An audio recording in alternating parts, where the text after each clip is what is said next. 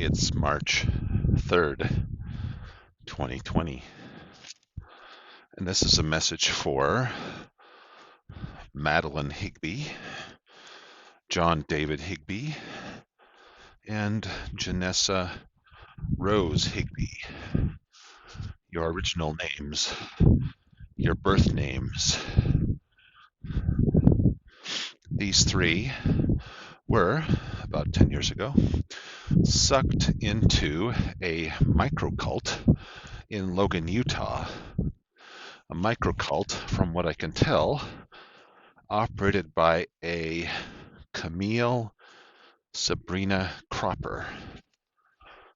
That's the information I've been able to gather so far based on research to date. So these three all performed the following actions. And this is an FYI for other people watching this vid. Madelyn Higbee changed her name to Maline Johanna Cropper. John David Higbee changed his name to Paul Michael Cropper, and Janessa Rose Higbee changed her name to Elisabeth Joan Cropper. So, notice how all three changed their name to the leader of this perceived and apparent microcult. A cult we should call Croppertology. The Croppertology, Logan, Utah microcult. Now, why a cult? Because usually cults, because these three of children of my oldest brother exhibited attributes of a cult, changing their names, changing their last names to match that of the cult leader, and also having no contact with any of their family. So why did this happen? Why?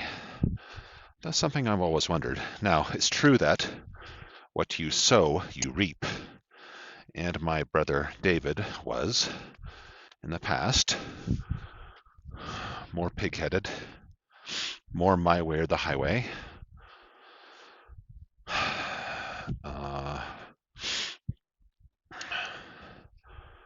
Yeah, but he mellowed with age, and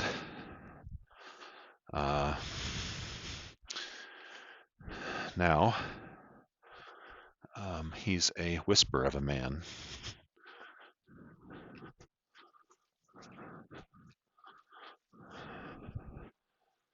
A whisper of a man. After several heart attacks and so on. So, was it because of something bad that happened at home? I don't know. My oldest brother's other kids didn't change their names. And even if you have some parents who aren't always all that nice, how many people do you know, even if they had less than ideal parents sometimes, changed their first names and changed their last names to match that of a complete stranger and have no contact with anybody in their family? Even the people who, as far as I can tell, don't have anything to do with any perceived abuse. So I don't know how much abuse there was or was. I know that my older brother was in the past, some fighting with my siblings when they were growing up. I don't know exactly what happened in my brother's house when the kids were, his kids were growing up. Maybe some hints of things, but Anyway, so recently, and my oldest brother, has been very nice to myself and my wife. That's true. And my kids. So, as far as I could tell, even if there was some past issues, right now, my brother seems to be a fairly loving and kind and gentle man, even if he wasn't that way, or was maybe the opposite of that way in the past, to some extent. So, recently I visited my brother in Logan, and he informed me that the woman Janessa Rose Higbee works as the curator or some sort of operator of the Hiram City Museum. Hiram City Museum. And so on my way out of Logan, I decided to drop by this museum, Hiram City Museum. So I walked in there with my wife and 4 young kids. And I said, well, we walked around the museum a little bit, a little tiny museum, part of the Hiram City Hall and Hiram City Library, all kind of one building. Walked around this museum a little bit, and then I went over and I said, well, now, I said, are you Elisabeth Cropper?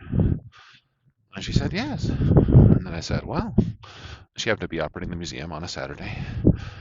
And then I said, well, I think I might be your uncle, Jonathan. And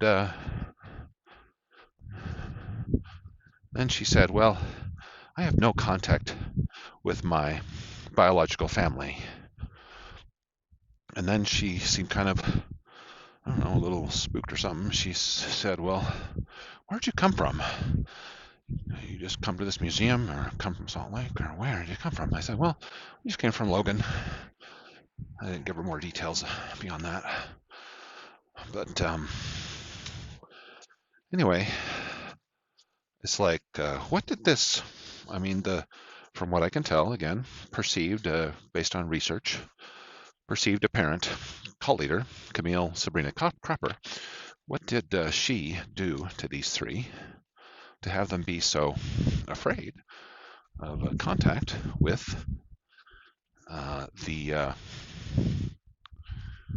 Higbee family? Now, this Janessa Rose Higbee, Elisabeth Joan Cropper person, she majored in history, also based on online research, at Utah State University.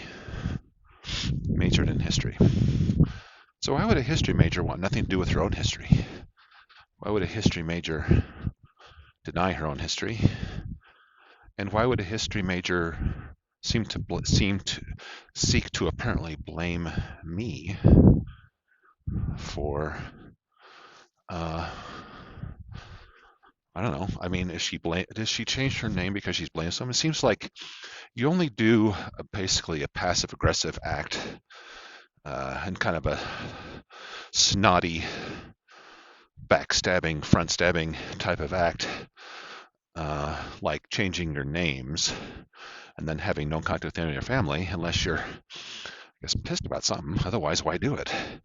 Or maybe the Cropper leader, Croppertology cult leader, convinced you of something. So, what did the leader of Croppertology tell these 3? Now, the oldest daughter in this group is Madelyn Higbee, named Maline Johanna Cropper. And back in the day when I was living at home around 2005, before I moved out for the second time, this niece of mine Madelyn Higbee. She came to my house, and there was a fully inadvertent occurrence. And then after that, a thing that happened that was inadvertent, non-purposeful.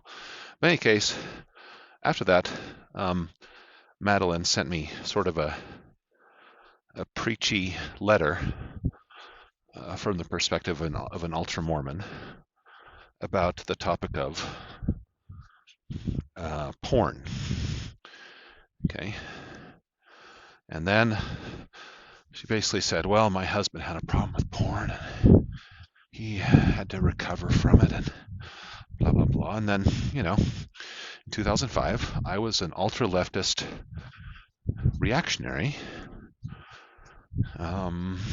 still pissed off at the lies and abuses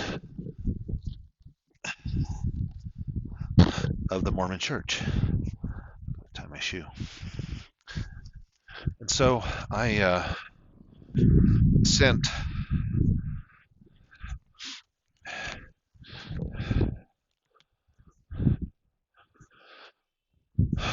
and I'll just come out and say that the inadvertent thing that happened was in my living area at my parents' house, there was on the screen at 2005 some sort of a image of a woman, and it didn't mean to be there, but it was there. And then she saw it for 2 seconds and then was horrified. Oh, scary! I saw a naked woman on the computer screen, and my uncle, he didn't mean to have it there, but by hell, it scares me as a Mormon woman. So anyway, it's not that I was seeking to. It's not that I was seeking to show so-called porn to anybody. Although I'm not sure if a still image is really porn or not. Porn is in the eye of the beholder. But in any case, I was an unmarried virgin living in mommy's basement, still in recovery from the abuses of Mormonism. So I had a still image of a woman's body or body part on my computer screen inadvertently, and it was in my own living space. So anyway, that's the situation. So she sent me this letter saying, well, you need to go into some sort of recovery plan from your addiction. Now, I sent her a letter back. I was a little bit harsh again because, she was spouting off the typical ultra-Mormon line to me about porn and whatnot. But, one thing you got to realize is the Mormon Church is it's a pornographic church. Okay, well, let's start from the fundamentals. First of all, the founder of Mormonism had a 14-year-old wife, and he had sex with the wives of other men. They were his plural wives, but those wives were still, so-called wives, were still legally married to other men. So that's called adultery, okay? And then with a 14-year-old wife, well, maybe they married him a little bit younger back in the day, but 14 is a little young, you have to admit. Okay?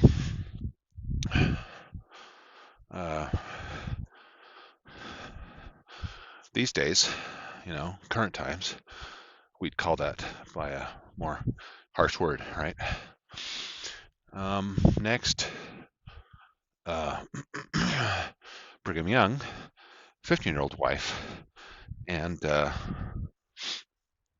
sex with women who are still legally married to other men, his plural wives. Okay. All right. Next, more recently, when I was growing up in the Mormon church, there's this prophet named Spencer Kimball. And Spencer Kimball, Mormon, a prophet of the Mormon church, the man who's supposed to talk to the Mormon God, get his advice, and the representative of the Mormon God on the earth. Okay, top level representative of the Mormon Jesus and the Mormon God. The Mormon God the Father, Mormon God the Son, all on or near the planet or star of Kolob.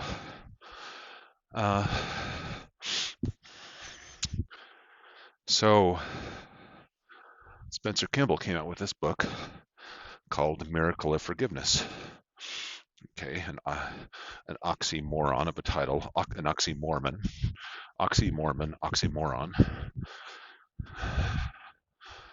What that book is, full of evil claims,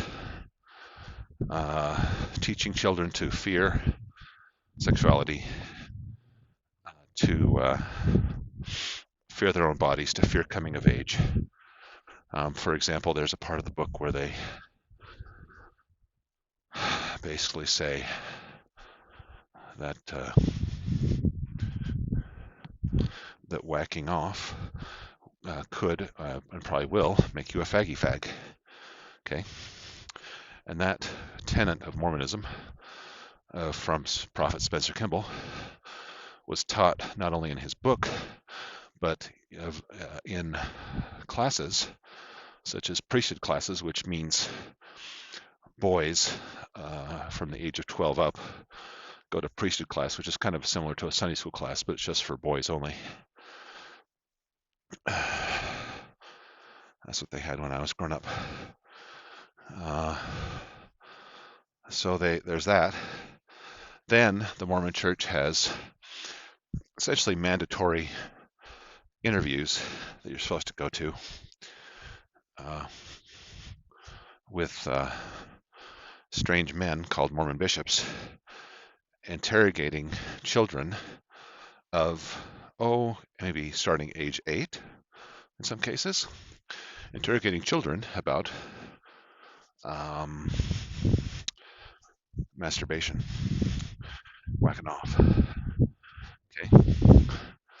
So the Mormon Church has strange men interviewing children behind closed doors, and the men get to ask the children, "Are you masturbating? Are you masturbating? Are you masturbating?"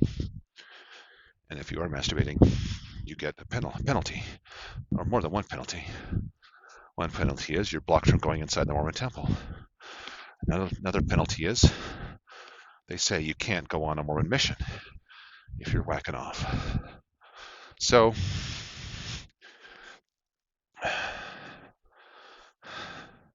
now if a person steps back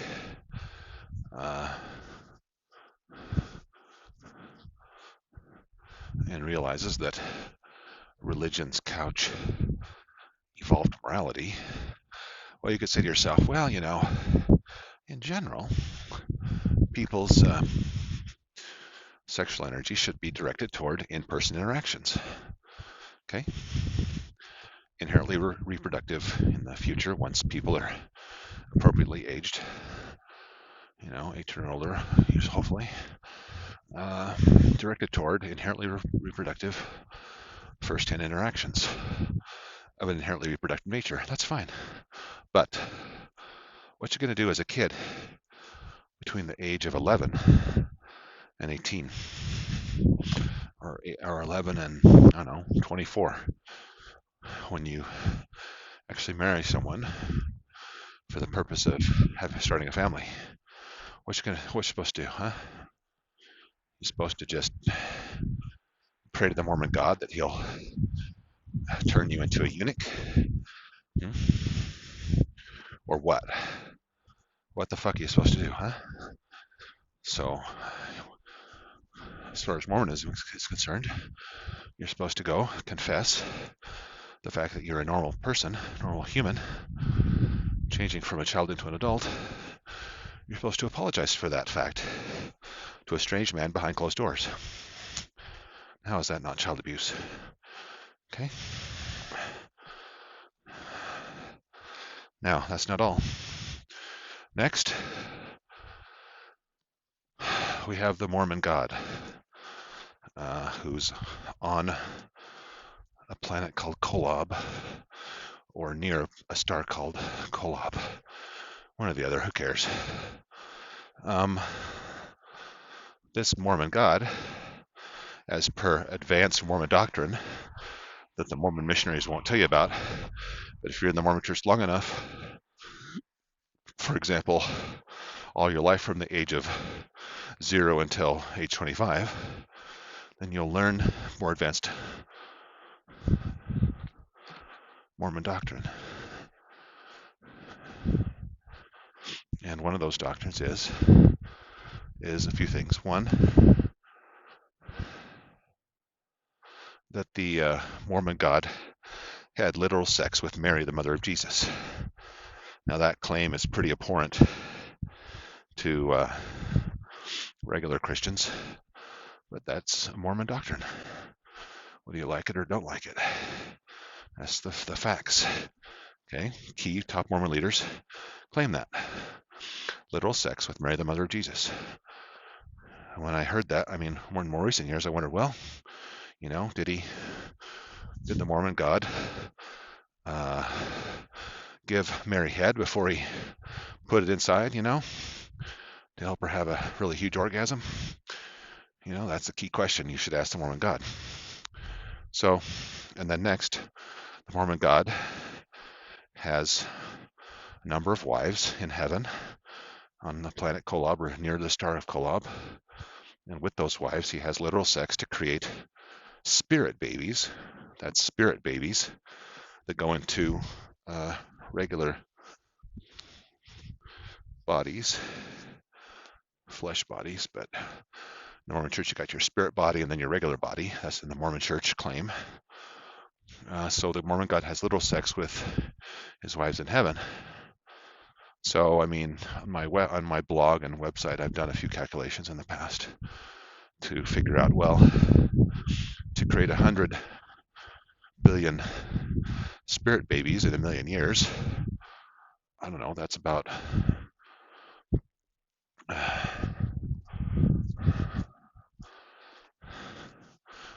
it's about an orgasm an hour. Okay, so the leader, the founder of the Mormon Church, his actions. The second founder, kind of de facto pickup founder, Brigham Young of the Mormon Church, his actions. Spencer Kimball, his abusive claims. Systematic child abuse with regard to bishop interviews of children and adults regarding sexual matters. Oh, plus in 1982, Spencer Kimball came out with a letter telling all married couples in the Mormon Church that oral sex was not ordained of God. That was January 1982. That was also when I was growing up in the Mormon Church. So, you come into my bedroom when I'm living at home as a virgin living in mommy's basement, and I have on my computer screen or someplace picture of a woman's baby-making body part, because I was dreaming of those women, those body parts. Why not? That's normal for a man, especially a virgin. Dream of what you want to reach someday, up in the sky or down on the earth or someplace. Oh, yes. Anyway, I mean, so you go into my private space, you see that picture. Compare that with the fucking abuse and pornography of Mormonism. I mean, it's not kind of healthy portrayals of sexuality. It's absolutely abusive implementation of sexual control and mind control and emotional abuse and boundary violations in the Mormon Church. So I sent her back kind of a letter that said, well, we should reject religious fundamentalism that is so afraid of sexuality. That was the basic gist of my letter. Now, shortly thereafter, Madelyn got renamed Maline, whatever, in the Croppertology. Madeline got divorced from her husband. I always wondered to myself, well, did she get divorced from her husband because her husband decided, Jonathan's letter was kind of right, and my wife is going a little nutty with this whole anti-porn thing. Now, I will say, now that I'm married with 4 kids, I have a more nuanced view. I'm no longer a fat bastard virgin living in mommy's basement. I'm a family man with 4 kids, 4 wonderful young kids.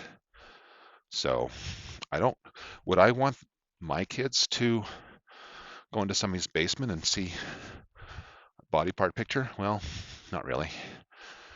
But if it was inadvertent, it'd be less of an issue, and I would just explain to them, well, I don't teach my kids to be afraid of the human body, but I don't want them exposed to commercialized porn or porn in general. I know that humans have evolved to have hidden sexuality.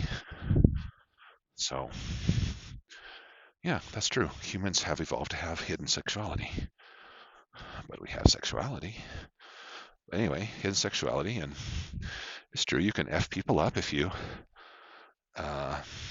expose them to too much sexuality when they're too young. That's true. Too much violence also, that's true. But there's people recognize a difference between kind of crass commercialized porn and artistic and or accurate portrayals of just what humans happen to look like. Does that have to be a big secret? So anyway, so I have a nuanced view. I don't like commercialized porn. I don't want my kids exposed to it. I know there's dangers. I know you can't have your brain hijacked. That's fine. But when you're an ultra-Mormon and you belong to a church that's so abusive and sexually, don't go around preaching to other people about how they should try to cure their porn addiction where your fucking church is basically the source of abusive concepts regarding human sexuality. And I'm an evolved social conservative now, evolutionary social conservative. So there is evolved value to social conservatism, but so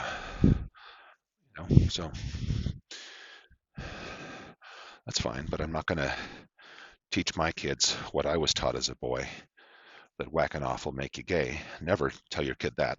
And the Pride event in Salt Lake is hugely populated. The so-called Pride outlier, non-reproductive outlier Pride, postmodernism, death cult Pride. That event is basically filled with angry reactionaries who were probably interviewed or grilled about their Mormon bishops while they were coming of age about whacking off. And where the Spencer Kimball, prophet of the Mormon Church, representative of the Mormon Jesus, had in his book that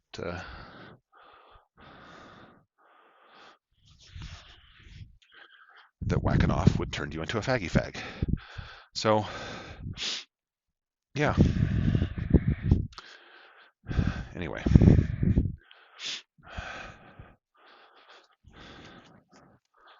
So, my message for especially Janessa Rose Cropper is, my family didn't do shit to you to cause you to have to, be very rude and standoffish to my family when we happen to seek you out for some family connection. It's like, I don't know what this what shit this Camille Cropper told you, but by fuck, my family doesn't deserve to be shit upon by some Croppertology Logan microcult member. Okay, so family does mean something, and I would encourage these 3. What's their names? Cult name, Croppertology cult name, Maline Cropper. Croppertology cult name, uh, Paul Michael Cropper. Croppertology cult name, Elisabeth Cropper.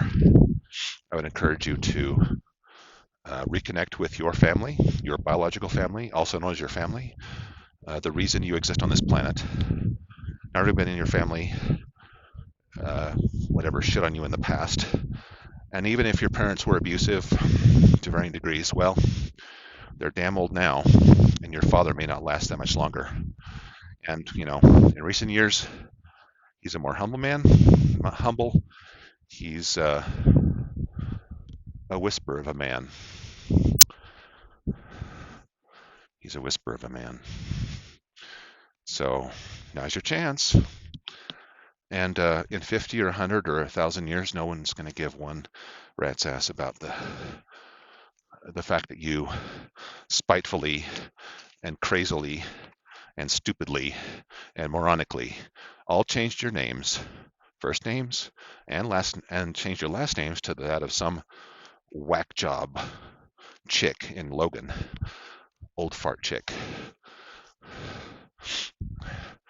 No one's going to give a rat's ass. But while you're here on this pale blue dot, you might want to, be a little more nice to people who don't intend any ill will toward you. This vid is not about ill will, it's about responding to the apparent actions of a fucking cult. And cults are bad, whether it's a hippie fucking cult, or a Mormon cult, or a Scientology cult. Cults are bad. You took actions that are cult-like. Changing your names, no family contact, that's cult-type actions. And those actions are abusive and stupid. And maybe you thought they were for good reasons. But now everybody in your family is deserving of being blocked. Okay, even if you're going to keep your cult name, you don't need to block people. And if I met you in person, I'd probably use your cult name just out of some courtesy. I guess people can change their names to whatever they want. Whatever. Although the word Cropper does essentially, you might as well have changed your last name to fuck the Higbee family. Hello, my name is Maline. Fuck the Higbee family. My name is gotta get my paper out to remember the call names. My name is Paul. Fuck the Higbee family. My name is Elisabeth. Fuck the Higbee family. Well, now I can have some sympathy for the sentiment of saying fuck the Higbee family, because there's parts of the Higbee family that I don't want to associate with. Mainly the parts that still fervently embrace an ideology which I now reject, which is ultra-leftism. So I don't like postmodernism. I don't like ultra-leftism. I embraced ultra-leftism, maybe less postmodernism, but maybe kind of de facto postmodernism. You can embrace it without knowing the proper terms for it. So, I don't mind having dialogue with people, but when people become, argumentative in my own house, I'm not going to invite them back. It's my house. Don't come to my house and be rude to me and stuff. So, anyway, so I can see how you might want to have some distance between people who are, I guess abusively permissive, or maybe you don't like the conservative. I don't know what kind of cult this is, Croppertology. Is it a hippie cult? Is it who knows? It does seem kind of some whacked Utah cult thing. So, anyway, so I'm going to send a Christmas card for these people and a written letter also, but I'm posting this vid online because, well, you guys got my special attention because I don't like cults. Okay, cults on the right or cults on the left. And when people get sucked into cults, well, I guess this video is long overdue. But I found your names online. Cult name and original name, and you know, it's a brave new world. It's a brave new world. It's a world where people get to speak their mind and maybe help some people recover from their cult, even the Cropper cult. So, recovery from the Cropper cult. You know, recovery from the Mormon cult, recovery from the Cropper cult, whatever. Exit your stupid fucking cult, okay? All right, that's it. Bye.